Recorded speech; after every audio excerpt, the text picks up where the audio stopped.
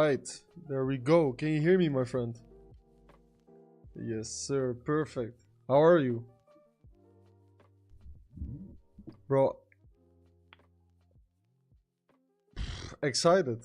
Excited. No sleep season. No sleep season right now. Welcome, everyone. Welcome to the stream. To those that are already tuning in. Very excited. Hello, my friend. Very happy to have you here. I think, is this the first time that we are streaming together? Second time. Oh, yeah. That's a long time ago. Yes, bro. That's a really long time ago if I think about it now. But super excited to be here once again, my friend. Especially with the current market. Current market conditions are crazy and I can't wait to hear your views on the market. Just quickly looking to open up the live stream chat, which is open right now as well. Welcome everyone. Over time, some more people will tune in. Today's going to be an exciting stream. I was thinking, Osbrah, to start off both with our high time frame view and plans for Bitcoin. And afterwards, I actually just entered a trade. You can't hear Osbrah.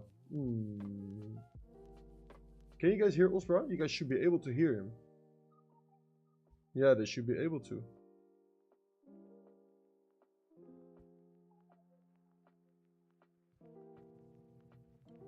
Can you guys hear Osbrah? Yeah, they can, right? Yeah, everything is working. So I think that's you, Crypto Sysnut, to be honest. Because it should...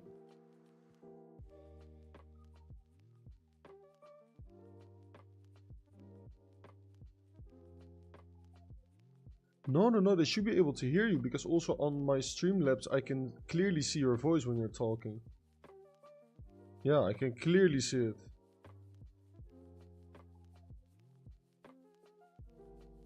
Let us know, guys, if you guys can hear Osbrah or can't. I can't. You can't hear Osbrah, Mafuk Alam. Then... Exactly, let's do that then. Yeah, if it's working, and maybe you have to mute me on... I did. Yeah, now it should be working. So now I unmuted you on Discord and I muted you on Streamlabs. But that's weird, because on Streamlabs I could clearly see that you were talking. Now you guys can let's hear see now if it works. We're gonna try. We're gonna try a few things anyway. It should until be you guys can hear me.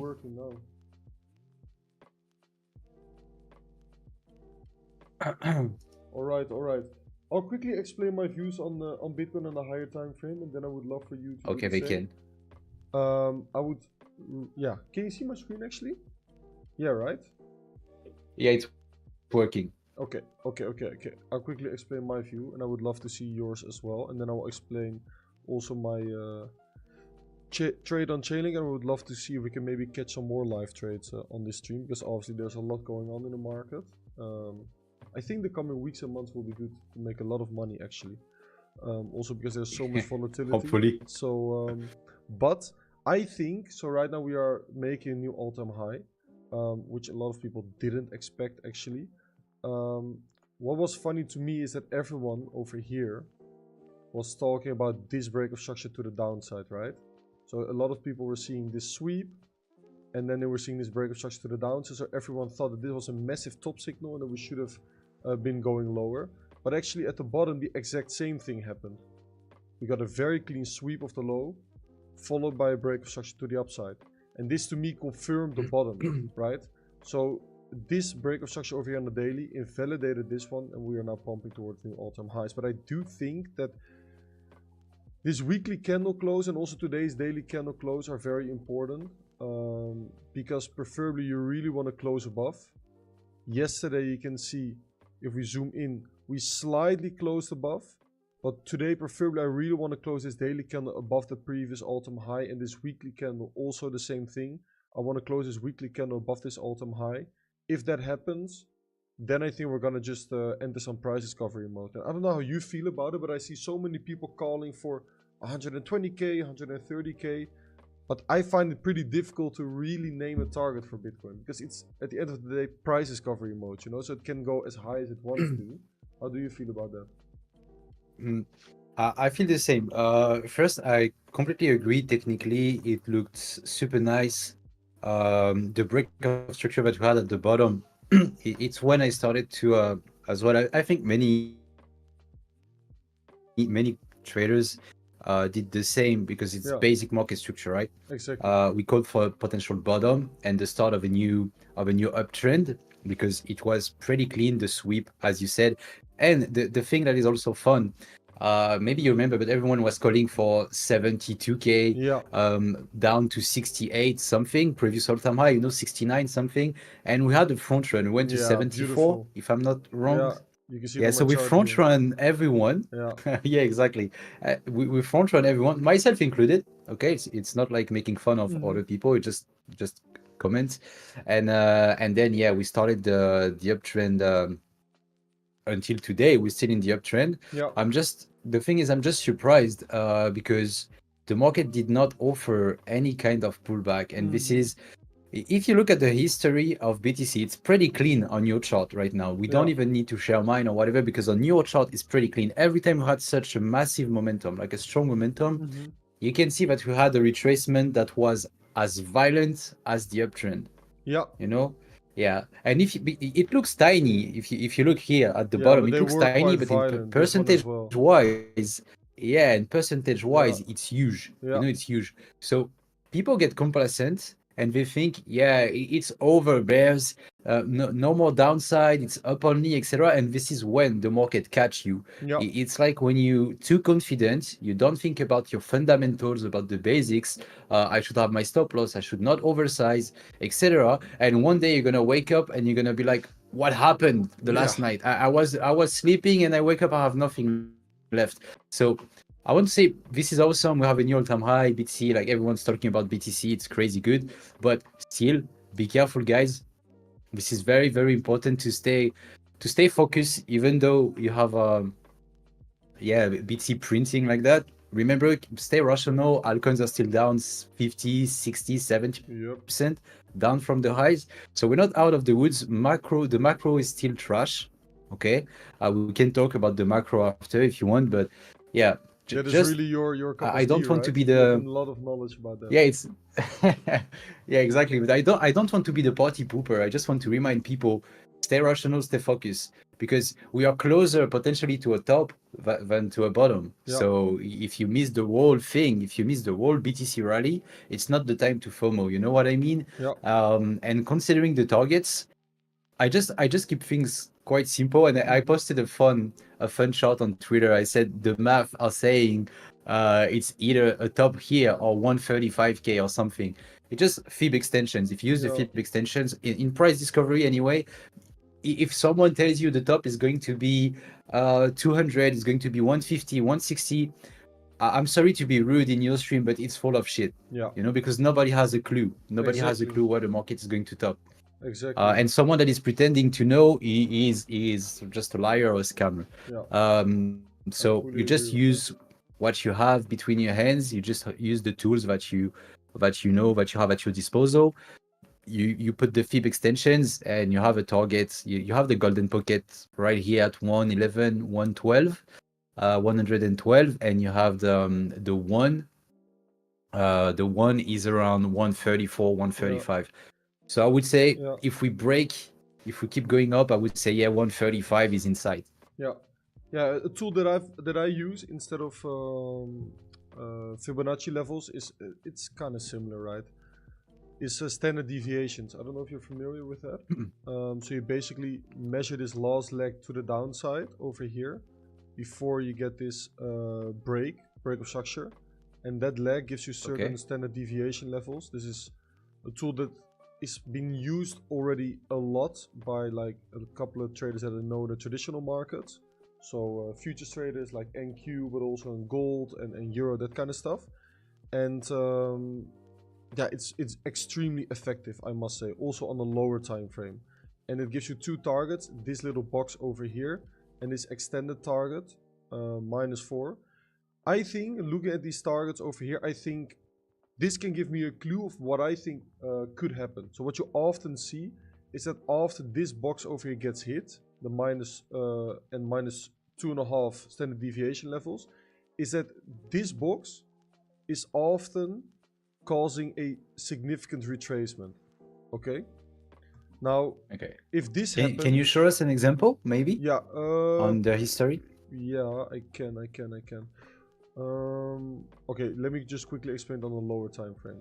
So let's say you have a move down over here, and you want to trade the reversal, like this. Then this last leg down, this is the leg that you want to measure, right? To get your standard deviations level. This is just the theory. Then you measure the last leg over here, and you get these standard deviation levels. Then when you, for example, let's say execute your trade over here, this is your first objective. Price pushes towards that objective over here. And from this area, it often causes a retracement in towards a discount. So let's say you measure a premium discount over here. Then it offers a retracement in towards this discount level. And this is where you can once again look for your second batch of longs. And then if it confirms the reversal over here, then it pumps towards that -4 deviation level. Do you know, for example, Trader Kane, who I'm pretty close friends with, the guy with the record payout? He uses this for his trading all the time. Basically, his entire model is based around standard deviations. So it's extremely effective. And when I look at this break on Bitcoin, this is like a classic leg that you can use for your standard deviations, you know? And where many people are just using Fibonacci levels and that kind of stuff. And I think that could be pretty effective as well. I just simply prefer to use standard deviations. And my reason for that being is that it gives me a lot of peace of mind of what I think can happen next. And I think it really aligns with the psychology of this cycle as well. So let's say we push towards this box first, right? And then we consolidate over here, break down once again, and push towards a discount of this leg to the upside. This leg. What do you think that happens to the market when that happens? If it pushes back all the way towards the discount over here. The question basically is, what do you think about altcoins if this happens to BTC, right? Exactly. What do you think happens to altcoins? What do you think happens to retail? What do you think happens to the market? A lot of panic and fear, right? Everyone calling for a top. Especially if Bitcoin then also falls back below this previous all-time high. People will be calling for a deviation over here. People will be calling for a similar top as we saw last cycle, right? Because when you compare the current price action to the last cycle over here, swept previous all-time high, deviated, broke structure to the downside, and we started the bear market, you see? So if that now happens, we push back above the previous all-time high over here, break structure to the downside, and get a leg down over here. What do you think that people will do? They will call for a similar cycle top, right? Compared to last time. You see what I mean? Psychology-wise? Yeah. So if we then push back into the discount, many people will sell their bags, many people will get bearish, etc., etc. This is the perfect way to engineer massive liquidity over here above this area, around this -4 deviation target, which is also like a realistic price target that exactly aligns with $150,000 as well, to then get one last very violent leg towards the upside towards the end of the summer. I think this makes a lot of sense. Psychology-wise, timing-wise, cycle-wise, money-wise, and then top out over here. Get everyone extremely bearish, form a distribution range, and then start a proper bear market, you know? I think this makes so much more sense. What do you think? To me it does. And I don't see exactly on your screen. Yeah, it would be around 90. Yeah, 96. Yeah, 96. I guess. Yeah. For me, it makes a lot of sense, and I've been saying a lot in my streams. Even though I've been trying to short logically because we're at HTF supply, high time frame supply, so I try to short. But for me, we remain bullish as long as we hold. I'm gonna open even up your up chart to now, 93. Okay? I'm gonna open up my chart. Yeah, okay, your okay. screen share now. Yeah. Okay. Yes. Yeah, no problem. I think you should be seeing it now. Yeah, with the Einstein. But this is the thing I posted on Twitter. But if we go here, for me, we're not losing the bullish structure, even though we retrace towards, I would say, 97 up to 94, we'll still be fine. Exactly. Why? Because we have imbalance, and when people believe we're never gonna pull back to take the liquidity, to fill the imbalance, etc., etc., just look what happened here. All right, we had a super strong move from 67 to that low here, from that low here to that high 108. And then we retrace the wall move, we fill the wall imbalance here that we had here, and then the market burst again and we printed a new all-time high. So yeah, it takes time. But remember, we're so confident, everyone, and myself included. Once again, I was so confident we'd never revisit. Or I remember exactly what I was saying. We're going to come back there, but I don't think it's gonna happen now. Yeah. I don't think it's gonna happen soon. And I got so wrong because it happened a month later. And a month, you know, in trading, it's not that huge. When you talk about such movements, we're talking about 65% always up and then quick, retraced. right? Those moves. Yeah, it's always violent. It's always violent. It always especially in catch crypto. you off guard. Especially in crypto, yep. So for me, we keep the bullish structure as long as we don't lose, around 95. Around 95. We could even have a week. I wouldn't be scared if we get something like this, you know. I wouldn't be scared. This would be perfect to literally make people scared so bad that they would sell everything at the bottom again, just like what happened here. So completely aligned. I'm up for a pullback, and anyway, I'm so sidelined, but I wish it happens. I really want this to happen. Yeah. But I completely agree. Agree. Yeah, then it makes sense, right? Maybe push a little higher, get one last shakeout, push again towards new all-time highs. Then everyone gets extreme FOMO, and that's where we top out. Yeah. Once again, anyway, trying to say when we are going to top, at what price we're going to top, it's impossible. But I think your imbalance that you marked out would also be my target for retracement. Yes. I think you would really want to hold on to that area. Yeah, exactly. And I'm also prepared. You see, we have a small one. There was actually someone in the chat as well who was about to start learning more about the standard deviations. Roger Bodger. Yeah, so if you want some more explanation, I can. Roger Bodger is from. He's in CRG. So shout out Roger Bodger. Big shout out. Cool to see you here. Yes, love that. And shout out to Trader CL. We have CSN as well and Trader CL. Always here to support the stream. So thank you guys. We have also that imbalance right here. I will highlight it. I prefer that one not to get tagged. What do you think? I would. In my opinion. It's too obvious. Yeah. It's too obvious. But I am prepared. What I'm saying is, you should always be prepared. Like, what if trading is always? I don't know what. It was an example for to explain people. But for me, trading is like coding. It's if, then. Yeah. If this happened, then I'm gonna do that. And when you have the plan, if you are prepared, then this is when you are more like cold blood. You stay rational, you can stay focused, because if you are surprised, like we said before, if you are caught off guard, then you struggle to think properly. We'll be like, oh my gosh, I took a long here. Let's say it happens a lot. People will take a long here. Okay, they will expect this to happen, and if it doesn't, the price does this. Then once the price gets here, they will be like, okay, what should I do now? What am I gonna do? I got stopped out. I lost money. What am I doing? But if you are prepared, you know that you can get stopped out here. Okay, fine. I took the loss. It will happen again anyway, in my career. So you take the loss. You're prepared. Yeah. It's probabilities and statistics. Exactly.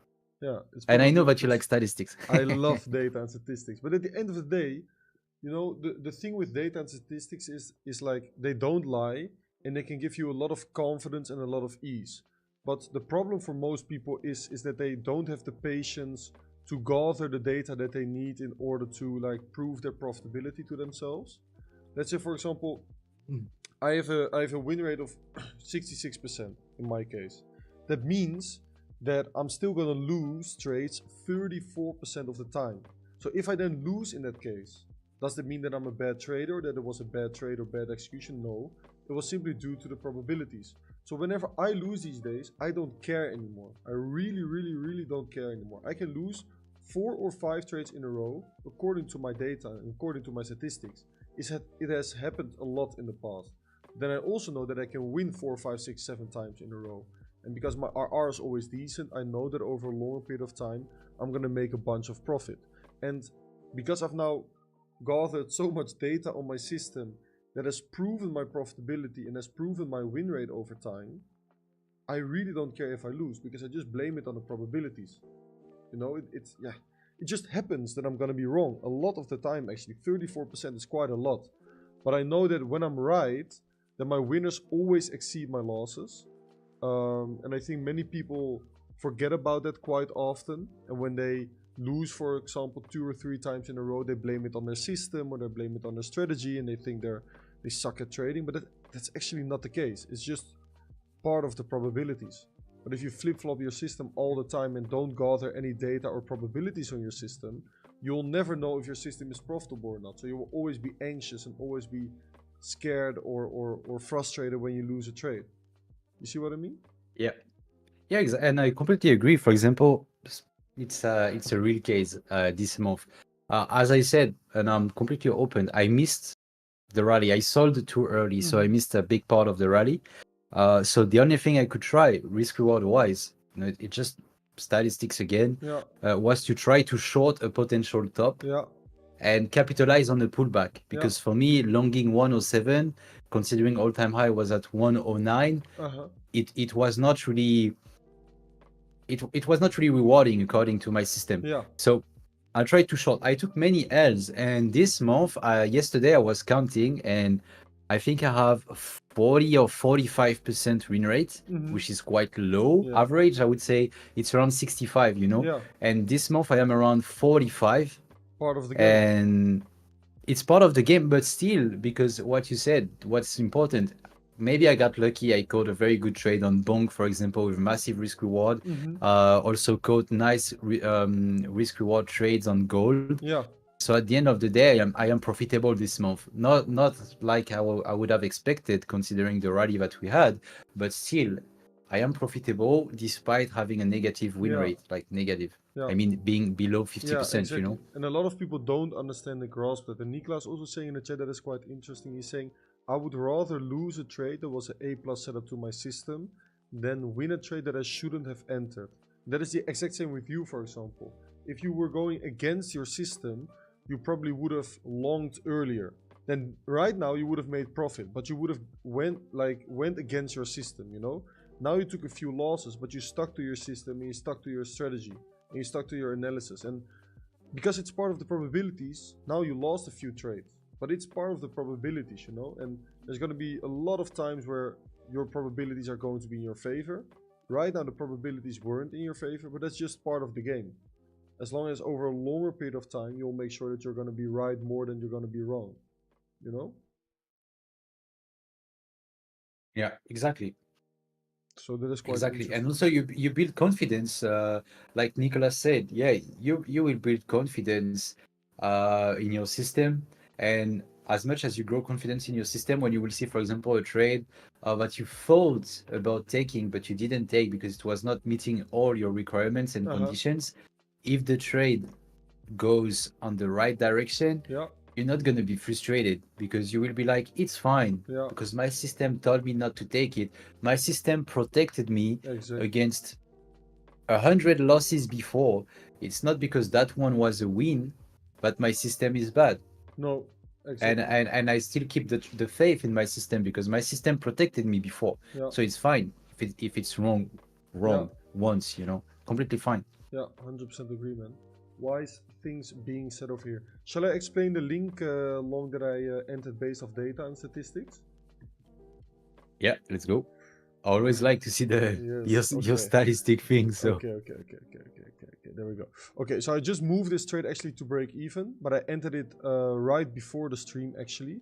And there were a few reasons why I entered this trade, but it was mainly based off data and statistics that were to me indicating that there was a good probability that we were going higher, and obviously the trend over here was up as well. We can clearly see pressure was building up over here, you know, with all these higher lows, and I was expecting and anticipating expansion. Now I need to quickly grab the statistics in front of me because I shared a screenshot of the statistics. Give me a second, because the statistics slightly changed of course now, but I want to show you the statistics before I entered. Here. So, can you see the statistics? Yeah. So I selected the statistics on the weekly, on the daily, and I used statistics on the monthly as well. And then I used the New York session statistics to execute my trade. But I will go over this step by step, okay? So first, let's discuss the monthly statistics on Chainlink. So I'm going to go to summary page. Then I'm going to select the monthly statistics over here. I'm going to use 5 years of data. Give it a second to load.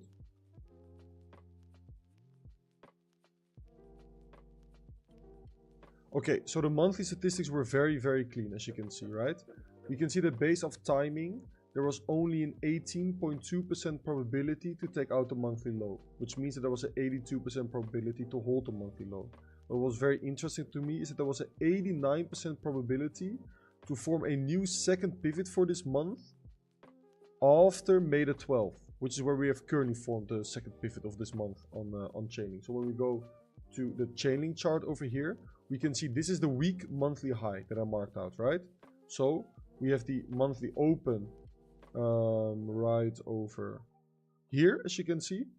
So then we form a first pivot of the month and then a second pivot. You see? So this is a strong monthly low based off timing over here. And this is a weak monthly high. Do you see that, Osbrah? Based off timing. Yeah. So this one has an 82% probability to hold, and there was an 89% probability to form a new second pivot for the month, which is likely going to be a new monthly high, because we are assuming that the monthly low is going to hold, because it's a strong monthly low according to timing. Then we made this distance over here, right? From the monthly low to the monthly high. Now, what is that distance telling us? This distance over here, from the monthly low to the monthly high, when we go to the data, is that 29.2% of months took out the monthly low after this distance from the low to the high. And also, and this one is very interesting once again to me, there's a 72.4% probability to see a bigger move compared to the current move that we have seen so far. Do you understand? So high probability to see a bigger displacement. There's a lot of room still for growth this month before the end of the month closes, which means that there's a good probability based off distance as well to hold the monthly low, and also a good probability to see a bigger move compared to this move that we have seen so far this month. Now, since we are assuming that the monthly low is going to hold, and we can also see that we are curving back towards the upside, we can assume that it's likely going to be the monthly high that is going to get taken out. So we can use this as our main target based off monthly statistics. Do you understand it so far? All good. Okay. Then based off the current week for Chainlink, as you can see over here at the bottom, right? The key insights on the current week. We can see very clean weekly statistics. This is exactly what you want to see for weekly statistics if you want to start looking for intraday executions. There's only a 5.8% probability to take out a weekly low based off timing, and an 80.8% probability to form a new second pivot this week, which is likely going to be a new weekly high since the weekly low has such a high probability to hold, as you can see over here, right? So when we then go to Chainlink once again, and we quickly remove this, and I quickly put all of this into a group of drawings. This is like a classic example of how I use statistics to get to trades. Also, so this is quite interesting. Then for the current week, we can see that the weekly open was over here. So we form a weekly low, and then we form a weekly high. So this is the weekly P1, first pivot of the week, and this is the weekly P2, second pivot of the week. Can you see that? Yeah.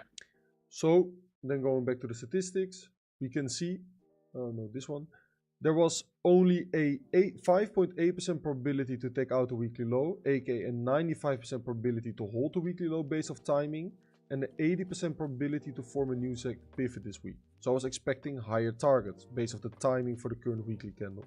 The current distance for the weekly candle was also extremely pretty, right? Low metric at the first one, high metric at the second one. High probability to hold the weekly low, and also a very high probability to see a bigger move compared to the current move that we have seen so far this week. An 86.2% probability. So that means there's still a lot of energy for price left to make a bigger move compared to the current move that we have seen so far this week.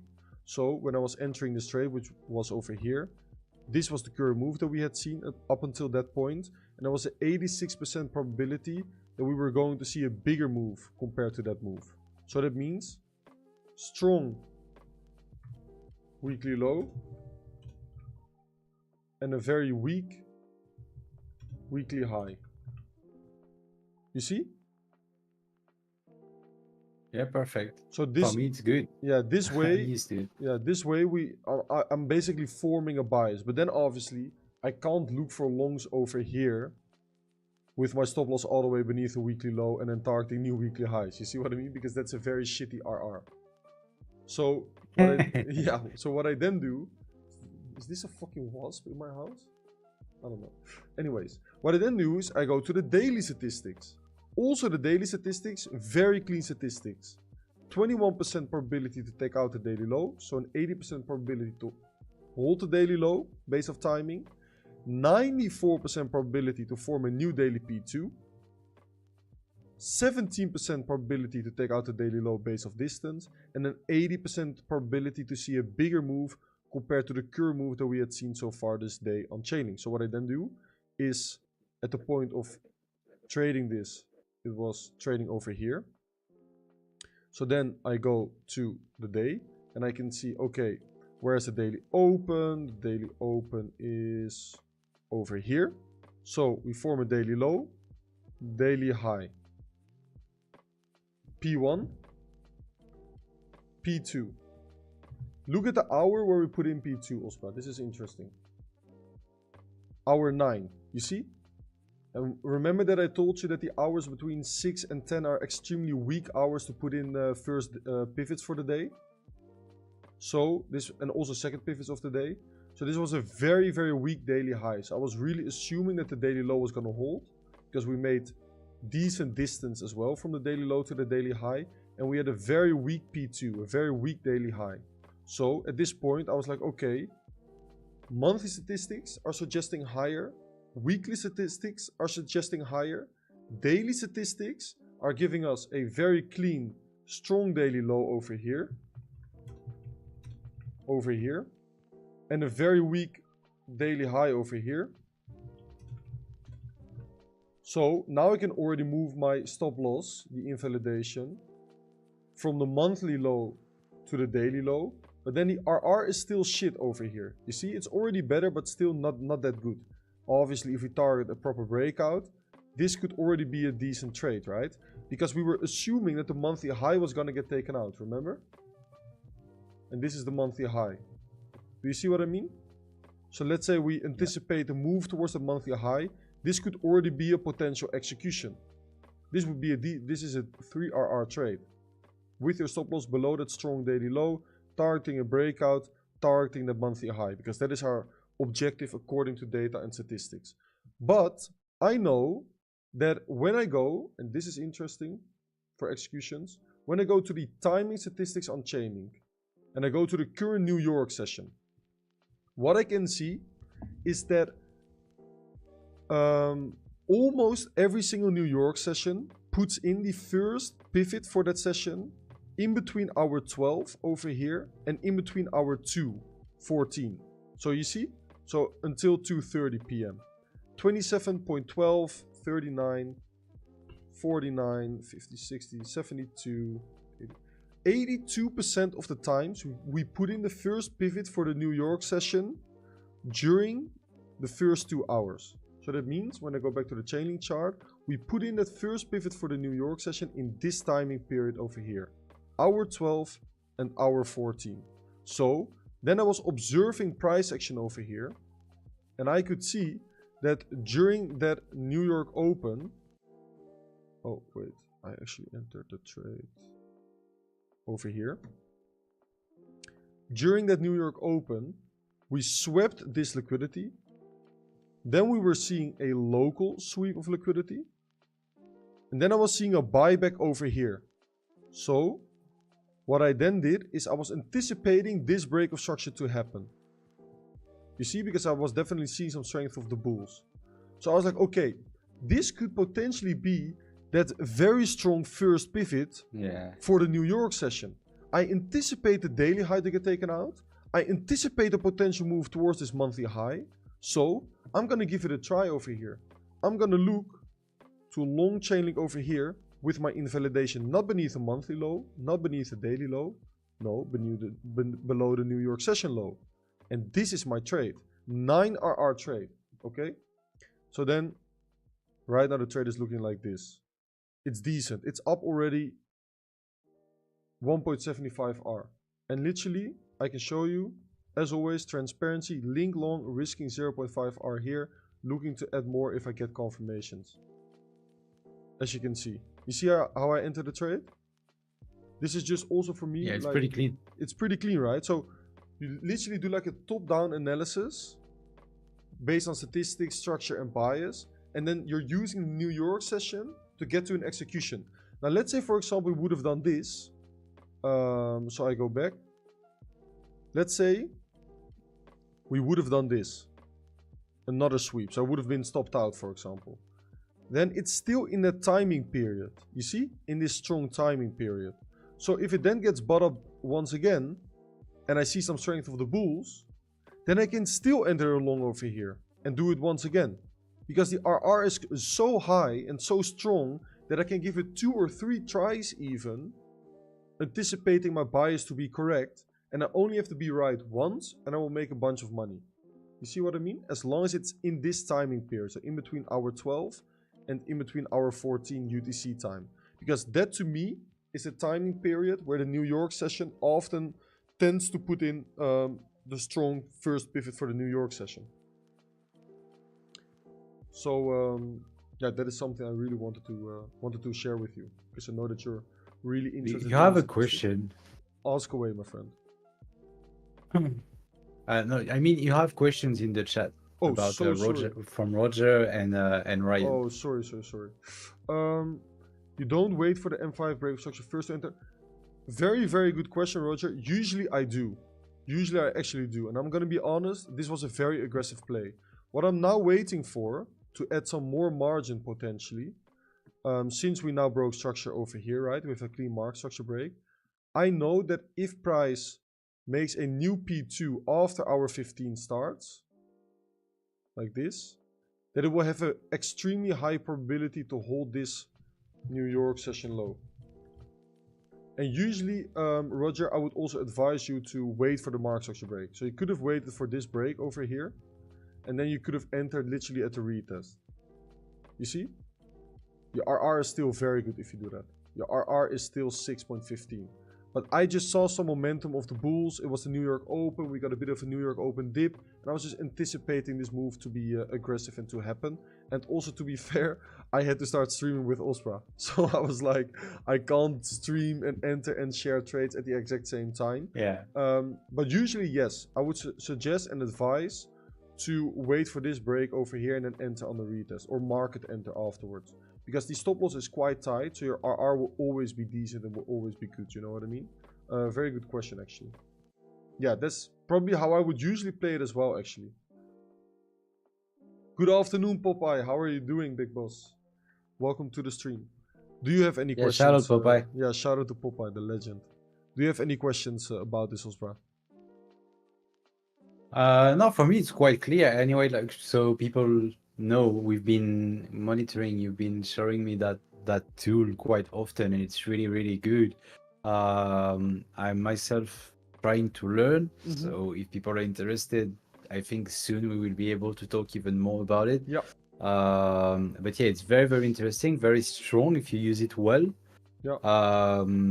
So I think that will be worth paying attention soon. Yeah. But yeah, no, for me it's clear. The trade is beautiful, and I like the step-by-step thought process. And yeah, the explanation about how, like, what you look at before you enter the trade, I think it's really good. It's a really good thing. You maximize you take the probabilities on your side, basically. Exactly. And that's really good. Yeah. Like we said, trading is a game of probabilities at the end of the day. I know that Popeye is also fucking around a little bit with the dashboard. Roger is also asking, what is the time range you look at for this trade for the data? I saw 2 years. On what do you base the range? Very good question once again, Roger. I like the questions from your side. I use 2 years of data for the daily, for the weekly candles, daily candles, session candles, but then I use 5 years of data for the monthly candles. Because if you use 2 years of data for the monthly candles, then you only have 24 monthly candles. So basically you have 24 data and data points, and that's too little to really get reliable statistics out of. So then I use 5 years, because then I have 60 data points, and that is already a lot more reliable compared to only 24 data points. But then for the weeks and for the days and for the sessions, I use 2 years of data. Why? Because I feel like 2 years ago, that is when institutions enter the crypto market, slowly but surely. And I feel like that has affected the market in some sense. So I want to include that obviously into my analysis. Good question. Also, how many assets can you look at? Does it only work for crypto or maybe also for Forex/gold? So for now, we only offer 80 plus crypto assets, 10 stocks. So we also offer 10 stocks. I can show you. So over here, 10 different stocks that you can Yeah, choose. Roger is an FX head. Yes. And then we offer indexes. So the Nasdaq and the S&P 500. But soon we will also introduce Forex and gold, actually. It won't take very gold, long man. anymore. You need to have it. Yeah, I You know need to that have it. statistics on gold will go crazy probably. You know, for example, Yeah. which is crazy, look at this, Osbrah. Stocks, and then I go to Tesla. Look at this. These statistics on some stocks are wild, bro. And then I go to the New York session. 80.5% of the time, Tesla puts in the first pivot of the New York session during the first 30 minutes. Do you see? Yeah, that's crazy. This is the money time for us This is crazy, right? in Europe. Yeah, it's absolutely crazy. 80.5% of days, Tesla puts in the first pivot of the New York session during the first 30 minutes. It's ridiculous, bro. It's Yeah, actually... you know, the traders at Wall Street, they get their coffee and then they go and they smash the button. Yeah. Should I wait for... let's go over Ethereum in a little bit, Ryan. Can you choose yourself how many years of data you want to use on Brighter Data? Yes, you can adjust it over here. Select calculation period. Right now, select 2 years of data for Tesla, but I can also select 5 years of data for Tesla, and then the probabilities are slightly changing, as you can see. But it remains pretty similar, actually, which is funny. Roger is saying, and does this data compare all the months together, or does it compare, for example, March 2025 with only March 2024? No, it compares all the months, weeks, and days together. But for the daily and session statistics, you can go over here to weekday selection, select manual, and then I can select the days over here. So for example, for Tesla, today it's, what day is it? Thursday? So I can exclude Thursday, Monday, yeah. Tuesday, Wednesday, and Friday, and just look at the data for the last 5 years on Thursdays. And then you can see that the probabilities of putting in the first pivot during the first 30 minutes is 83.1%. So yes, for the daily and session statistics, you can select days manually. For the months and weekly candles, we have taken all months and weekly candles. No candles excluded. I love the questions, Roger. When do you think money will flow from Bitcoin to Ethereum? Yeah, it's pretty cool, Roger. And soon we will also introduce Forex and gold. But wait with getting any subscription until Osbrah is an affiliate of Brighter Data. Yeah. So make sure to wait for that. You want to go over Ethereum a little bit? Yeah, with pleasure. Yeah, with great pleasure. I'll open up your screen share. I would love to see your view on ETH. You can. Many people are wondering, you know, when the money is finally gonna flow into ETH. Yeah, that's a good question. That's interesting. Okay, maybe the answer will be a little bit long, but you have to understand a few things. I like it. It's my opinion, you know. It's my opinion, but as I said at the beginning of the stream, the macro is still trash. Okay, you can see the yields in the USA, the US 10 years yield, US 30 years yield. It's going through the roof, and it says a lot. All right. You have also the bonds in Japan. They're going through the roof as well. It says a lot, and US and Japan have a huge impact on the global economy. So the situation is not good. The trade war is still ongoing. Don't forget, even though the Trump administration said, yeah, we have deals, countries are calling, we're gonna have deals and stuff. Fooling us. Yeah, they always say that because it goes in their interest. But for now, the trade war is still ongoing, and the 90 days of tariff pause will end in July. Okay, Mm-hmm. early July. Keep that in mind. So the situation, the global situation, is not bright. As I said, and it's very important, US 10 years yield and 30 years yield are going through the roof. So it means, what does it mean? People, because a lot of people don't know a lot about bonds, it means people don't trust the US economy that much right now. Okay. So they're leaving the US economy and they're trying to find other investment in other areas like Europe, for example. Mm-hmm. This is why you if you look at the XY, for example, that's also a good indicator. You look at the XY, sharp drop, and you look at the euro, big pump. Okay. And same if you look, okay, maybe it might take a hit, a small hit, but even Japanese yen against the USD is going up. All right. So you can see a lack of trust in the US economy. So people are, they take the money out of the US market and they have to put that money somewhere else. So when the trade war was peaking and we had no news and we had no ideas how it would unfold between the US and China, you had gold having a massive rally.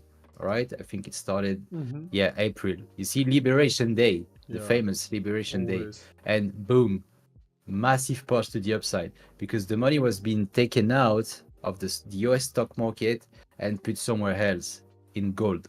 Okay. Now, the things are a little bit better because China was the main, it was the final boss, according to everyone.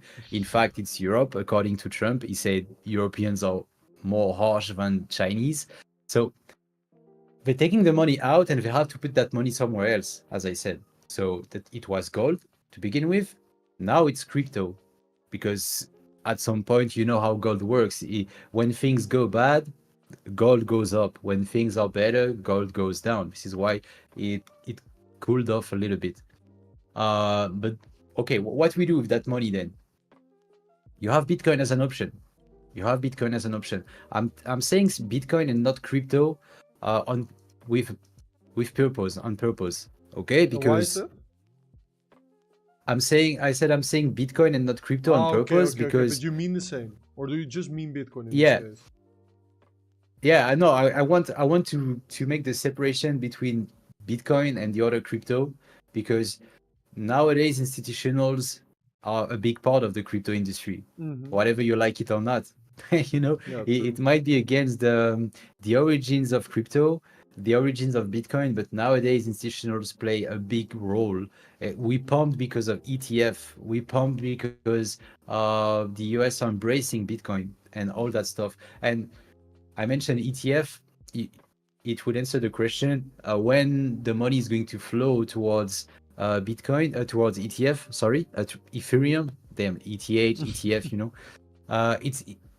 it's a tough question, but I don't think it's going to happen anytime soon. This is why Bitcoin is now at all-time high and Ethereum is 40% away from all-time high, something Yeah, like that. We can check.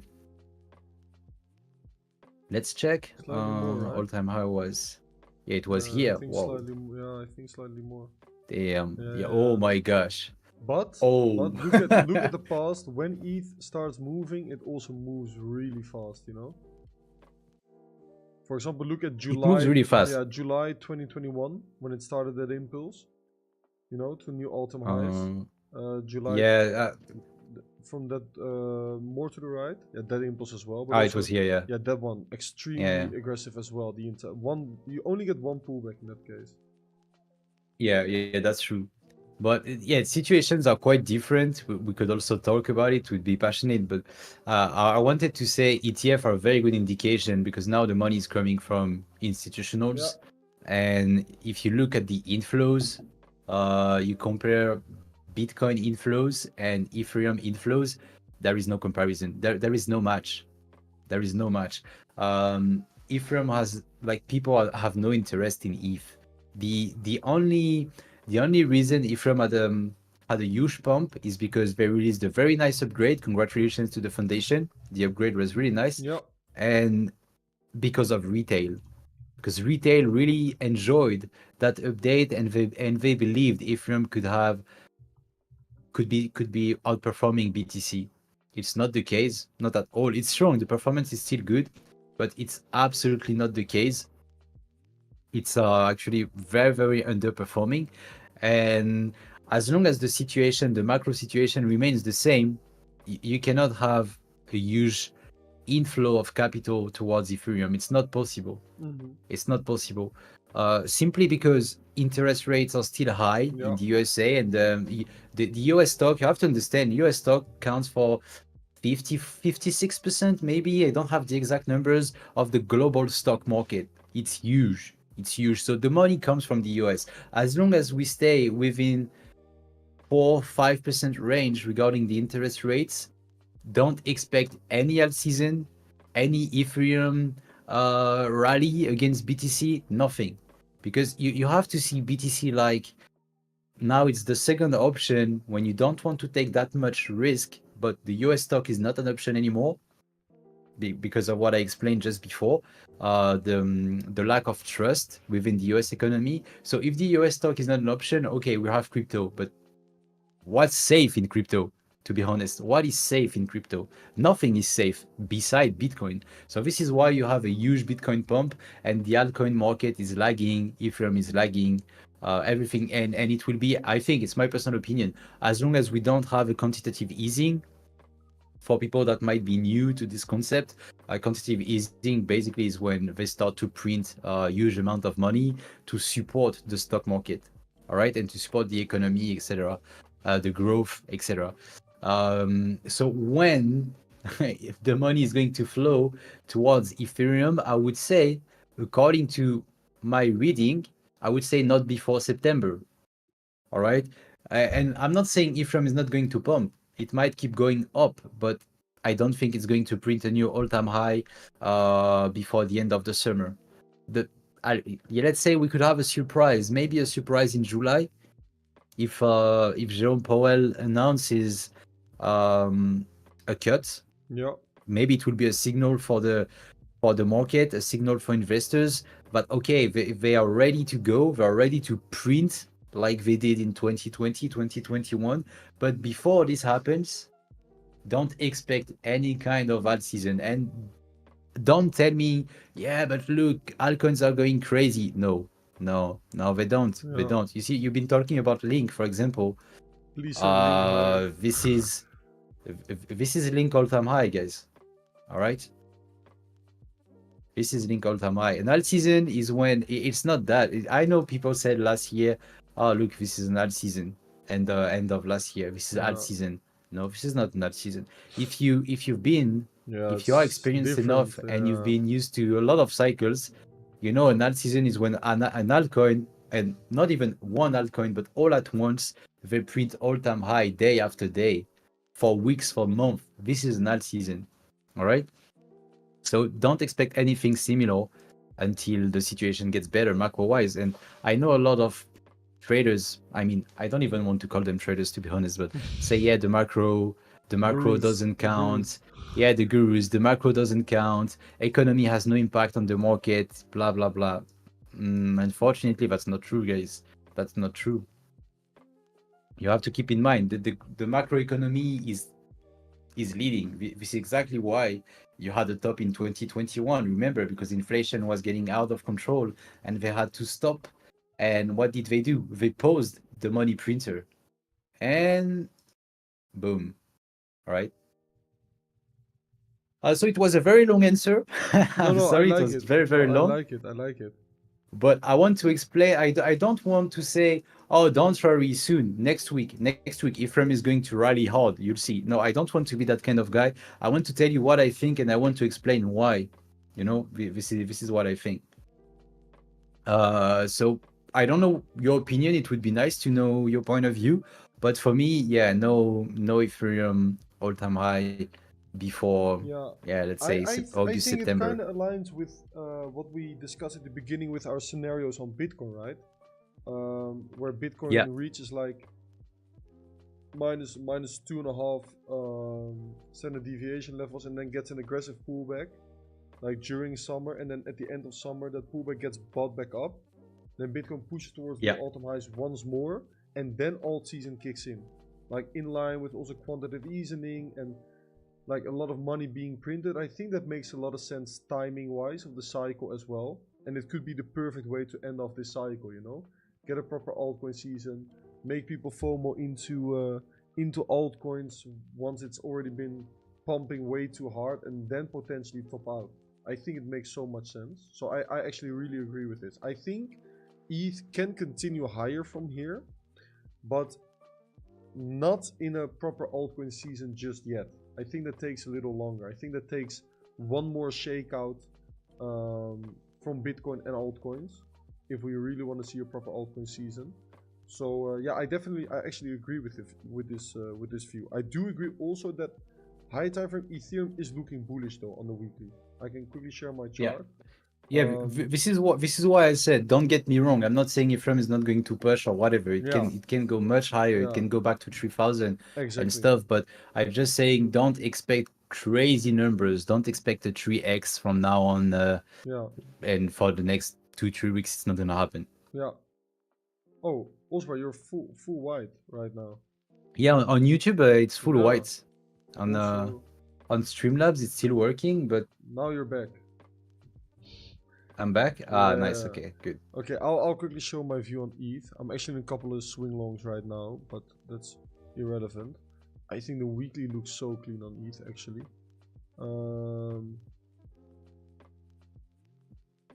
Okay, so weekly we have a couple of ranges and also a couple of key levels. I really like this range over here. It's like a macro range. Let's exclude these levels. So it's basically like the range of the 2021 bull cycle. But basically we've just been ranging ever since, right? So if you look at this from like a range perspective of like, or like a reaccumulation perspective, this could be a reaccumulation range, right? Where you have your pivots over here, first bigger deviation over here, being followed up by a second smaller deviation that then also takes out massive range low liquidity over here. So this could simply be a massive reaccumulation range. And if a reaccumulation range of 4 years, almost 5 years breaks out, that breakout is going to be massive. That is one thing I can tell you. For example, we have seen it with gold that was ranging for decades. It broke out, it never looked back, it just started rising, started pumping, and everyone was sidelined at some point because everyone thought, okay, gold is going to continue to range, you know. I think if this is getting a bullish breakout throughout the next year or so, I think Ethereum can actually surprise a lot of people. I think higher time frame, it just looks pretty clean. Also, you can see how we swept this massive liquidity point. There was so much liquidity. It was perfect. There was such a big pump and so many people were buying this pullback over here with their stop loss beneath the low of that impulse, you know. Massive liquidity. You sweep that liquidity into the 2017 all-time high. While the market was peak bearish, right? Tariff news announcement. Like, if you want to see a high time frame bottom on an asset, this is exactly how you want it to bottom out, right? Massive liquidity sweep into a pivotal level while there is massive bearish news and massive bearish sentiment. Let's say this would have happened on Bitcoin. This would be like my dream scenario for a higher time frame bottom before a bull market, you know? The ultimate shakeout. There was so much panic in the market over here. And this then also confirms the deviation below this range low. And then there's one more range, which is this range right over here. And you have now also been reclaiming that range while also shifting structure over here back towards the upside. So to me, this is just a extremely going wide once again. Can you hear me still? I think Osbrah disconnected. Yeah, he definitely disconnected. Let me. Oh, I lost you. Back. Yeah. I don't know if it's. I can probably now add you again. Just me. Can you hear me? Wait, let me send you the link.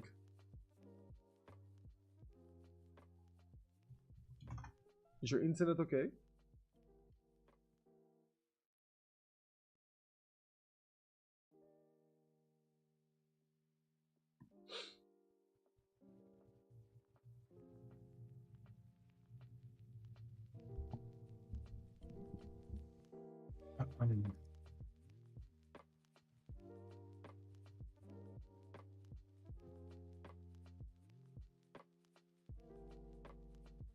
Wait, can you hear me? Can you join the link that I just sent you, Osbrah? Yeah, it says apparently it's not valid. Wait, let me try. Oh, you sent a new one. Yeah, a new Okay. one. Let me just check a second. Yeah, apparently it's working. It's loading. Join. Okay, it's good. Show on I stream. think I'm Okay, back. Yeah, you're back. Okay. To end off today's stream, I need to obviously show you my my Ethereum view. So yeah, basically, I think it's extremely bullish from a range perspective. If this was like a 4-hour chart, I would say okay, pullbacks are for longing over here, invalidation beneath this low. First target, this range high. Second target, this range high, and then third target, simply just a potential breakout. You know, if you get a breakout model over here, then I would say, I don't even know, man. You can simply, once again, use some standard deviations on this, right? If I quickly move this. So yeah, you have, pullback here would be a blessing. yeah, so you have this final leg down. You see that leg down over here? I can get the standard deviation levels. It's not a coincidence that -4 aligns exactly above the range high. You see? That is not a coincidence, in my opinion, at least. What do you call -4? It's a fib level that you use? No, this is the standard deviation level, and this is like the final target. So then I would say, okay, you have the -2, -2.5 over here, that also aligns with this liquidity point. You see, so you have this liquidity, and also this liquidity,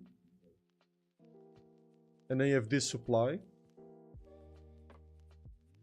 with that area. You see the supply? It exactly aligns with that area. You have 2 liquidity points in that supply.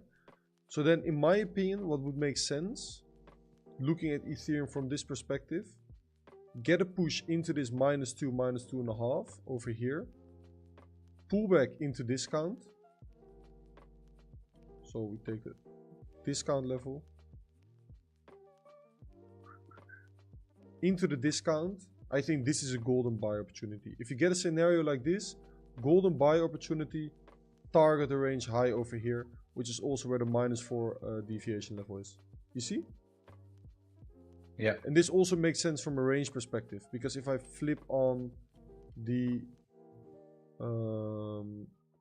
0.25 level, the quarterly level, and I turn on this range low over here, it also aligns with the discount, both of them. You see?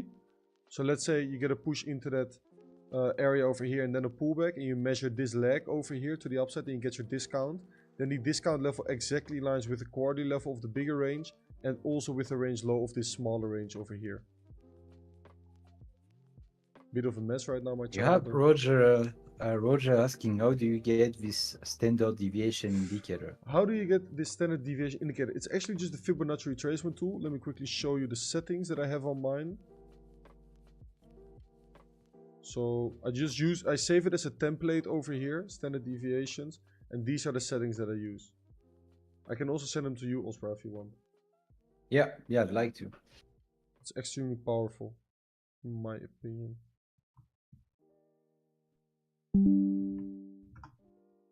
Send them to you over on Discord. So yeah, man, that's my plan for ETH. And it also aligns obviously with my view on Bitcoin.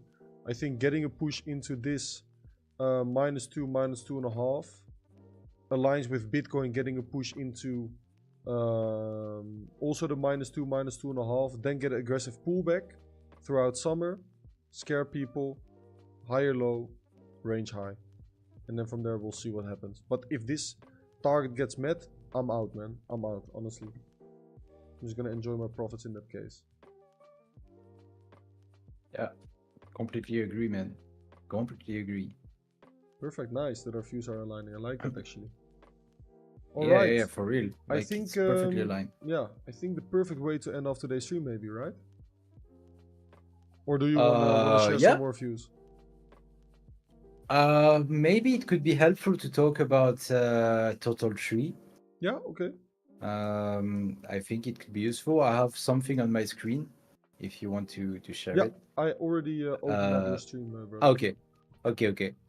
So as you can see, guys, we did something pretty similar. To be honest, I was expecting the price to reach that support level in blue. So we had a front run right here.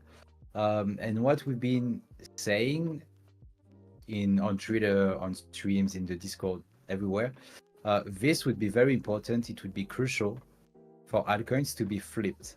So what we had, it's pretty clean because we had the breakout with the displacement just here on the daily.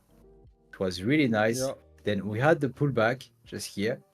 Okay, we could have gone a little bit lower to be honest, but it was pretty clean. Breakout, pullback, push again. So now I have no clue if we're going to retest that previous resistance. This is why I'm saying it's a previous res, by the way. For me, that level was relevant because this and this as well. Yeah, it looked like a mid-range So that was level relevant. almost.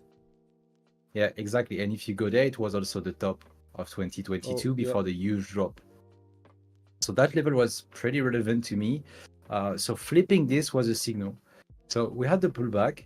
Now, as I said, I don't know if we're going to go a little bit lower to feel that imbalance as well. It might be aligned with what you said with Bitcoin. Okay. Yeah. The planets might be aligned. But if you guys are in crypto and fully exposed to altcoins, pay attention to that level to the upside. This is a psychological level, 1 trillion of market capitalization, but it's also a technical level. We have a massive supply right here. Okay. Yeah. So you want to pay a lot of attention and maybe, just maybe, wink, take profits. Yeah. Never a bad idea to take profits, right?